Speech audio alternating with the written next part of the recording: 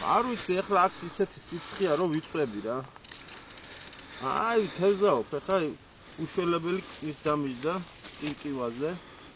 რა ქვია, საზანი. ო, კახეთში. სადღაც წნორის მიდამოებში რა.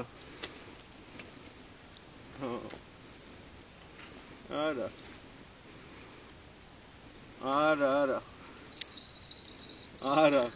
აი დღეს წამოვედით მთელი ფიშერჯის სასწავი რა, მთელი ფორუმი ვარ და ხვალ უკვე ვეღარ. ლისის ტბაზე არ ვიცი, სიმართლე გითხრა საბა რა ხდება რა. აი. ტივტივაზე დაიჭირა თან.